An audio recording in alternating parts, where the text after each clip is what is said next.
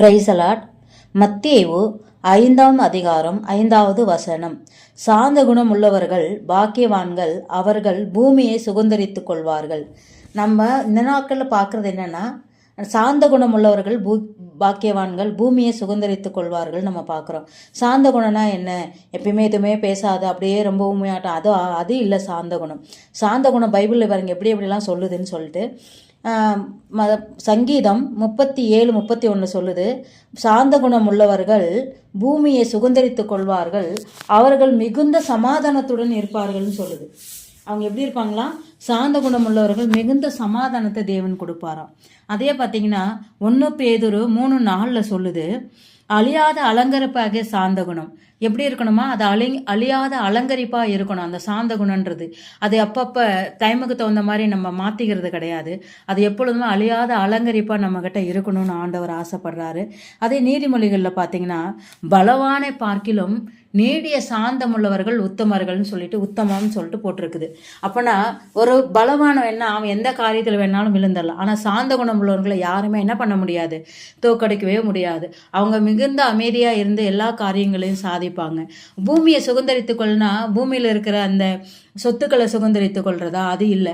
பூமியில் உள்ள ஜனங்களை சுதந்திரித்துக் கொள்ளுதல், ஆண்டவருக்காக, ஆண்டவர் ராஜ்யத்துக்காக பூமியில் உள்ள ஜனங்களை சுதந்திரித்துக் கொள்ளுதல், ஆண்டவருக்காக, இயேசப்பாவுக்காக நம்ம எழும்பி பிரகாசித்து மிகுந்த சாந்த குணர்களாக இருந்து நம்ம பூமியை ஆண்டவருக்கு எங்கணும் ஆண்டவர் ராஜ்யத்தை ஸ்தாபிக்கிறதுக்கு அந்த நம்ம ஆண்டவருக்காக இந்த பூமியை நம்ம சுதந்திரித்துக் கொள்ளணும். அதுதான் உண்மையான நமக்கு மகிழ்ச்சியாக இருக்கும்னு சொல்லிட்டு இந்த வசனம் சொல்லுது. இந்த நாட்களில் நம்மளிடத்துல சாந்த குணம் இருக்கா? நம்மளை பற்றி நம்ம நிதானித்து பார்ப்போம். எந்த இடத்துல நம்ம சாந்தமாக இருக்கிறோமா? இல்லை, நம்ம எல்லா இடத்துலையும் கோபக்காரியாகவும் சண்டை போடுறவங்களாகவும் இருக்கிறது தான் நாட்களில் ஆண்டவரிடத்துல நம்ம கேட்போம். ஆண்டவரே, எங்களுக்கு இந்த கோபம் வேண்டாம், இந்த சண்டை வேண்டாம், எங்களுக்கு நீ வசனம் சொல்லி இருக்கிறது சாந்த குணம் உள்ளவர்கள் பூமியை சுதந்திரித்துக் கொள்வார்கள்னு.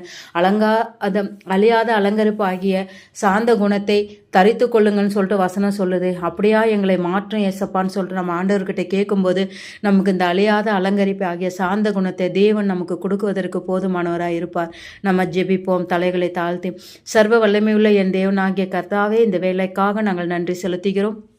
ஆண்டவரே, சாந்த குணம் உள்ளவர்கள் பாக்கியவான்கள், அவர்கள் பூமியை சுதந்திரித்துக் கொள்வார்கள் என்று எழுதியிருக்கிறதே. அப்படிப்பட்ட சாந்த குணம் எங்களுக்குள் உண்டாகும்படியாய் நாங்கள் ஜெபிக்கிறோம்.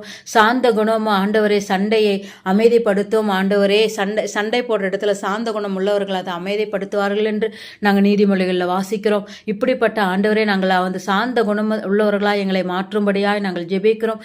எங்களிடத்துல கோபங்கள் மாறட்டும், சண்டைகள் மாறட்டும், இந்த முறுமுறுப்புகள் மாறட்டும். ஆண்டவரே, இந்த கோல் சொல்லுகிற புத்திகள் மாறட்டும். ஆண்டவரே, நாங்கள் ஆண்டவரே எல்லா காரியங்களும் நாங்கள் சாந்தமும் அமைதியாய் இருந்து ஆண்டவரே கர்த்தருக்கு பயந்து நடக்க எங்களுக்குள் உண்டாகும்படியாய் நாங்கள் ஜெபிக்கிறோம். ஆண்டவரே, கோபத்தை விட்டு விலகி ஆண்டவரே, சண்டையை விட்டு விலகி ஆண்டவரே நாங்கள் சமாதானமாக இருக்க ஆண்டவரே அந்த சாந்த குணத்தை எங்களுக்கு தரும்படியாய் நாங்கள் ஜெபிக்கிறோம். ஆண்டவரே, எங்களுக்கு அழியாத சாந்த குணமாய் நாங்கள் தரித்து கொள்ளாதபடி ஆண்டவரே எங்களுக்கு போராடுகிற எங்கள் மாமிச கிரியைகள் இயேசுவின் நாமத்தினால் அழிக்கப்பட்டு போகும்படியாய் நாங்கள் ஜெபிக்கிறோம். எங்களை உச்சந்தலை முதல் உள்ளங்காலு வரை இயேசுவின் ரத்தத்துக்குள் எங்களை ஒப்பு கொடுக்கிறோம். ஆண்டவரே, பார்த்து கொண்டு இருக்கிற ஒவ்வொருவரையும் இயேசுவின் ரத்தத்துக்குள் ஒப்பு கொடுக்கிறோம். ஆண்டவரே, அவர்களும் இந்த சார்ந்த குணத்தை ஆண்டவரை தரித்து கொண்டு ஆண்டவரே பூமியை சுதந்தரித்து தேவனுக்காக எழும்பி பிரகாசிக்கிற பிள்ளைகளாய் ஒவ்வொருவரையும் நீ மாற்றும்படியாய் நாங்கள் ஜெபிக்கிறோம். தேவன் அப்படியா செய்ய போற உன்னத கிருபைக்காக நாங்கள் நன்றி செலுத்துகிறோம். எங்கள் மீட்பரும் இரட்சகருமாம் இயேசுவின் நாமத்தில் ஜெபிக்கிறோம். எங்கள் ஜெபங்கேளும் பரலோக பிதாவே, ஆமேன்.